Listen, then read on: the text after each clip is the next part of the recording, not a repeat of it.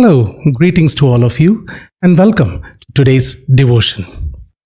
Today's devotion is taken from the Gospel according to St. Matthew, chapter 25, verses 14 through 30. The meaning of the parable extends far beyond financial savings. God has given each person a wide variety of gifts, and He expects us to use those gifts in His service. It is not acceptable merely to put those gifts for selfish use or not to use them at all and ignore them. This parable teaches us that achievement is a product of our work. Biblical victory is working diligently in the present, using all the talents God has given us to produce the return expected by our Lord. Like the three servants, we do not have gifts of the same degree. But even though we are not created equal in regard to the talents we are given, there is equality found in the parable of the talents. That is why the reward given by the master is the same. The master measures success by degrees of effort, as should we. We are tempted to feel sorry for the servant who received only one talent, but in reality, he received as much as he needed from the master, and he buried it. This servant was given more than enough to meet the master's expectations. The steward is known as unfaithful in this parable. And he did not waste the master's money, but he wasted an opportunity. Just as the master expected his servants to do more than passively preserve what has been entrusted to them, so God expects us to generate a return by using our talents towards productive ends. The servants were given enough to produce more.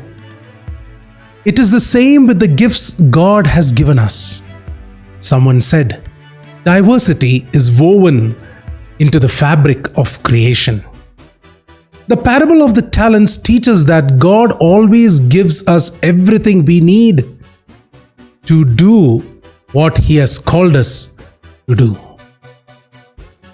The Apostle Paul writes in Ephesians chapter 2 verse 10, "For we are God's handiwork, created in Christ Jesus to do good works, which God prepared in advance for us to do."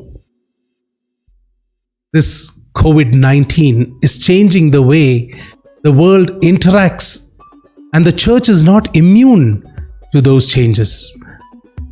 Amid social distancing and shelter-in-place orders, many churches have either cancelled worship or moved to a virtual form of worship. But what about financial stewardship during this time?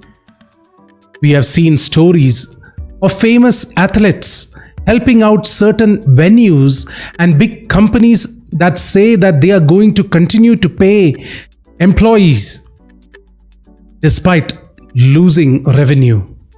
But what about churches? We know that many churches operate on a very thin margin and have little to no reserves.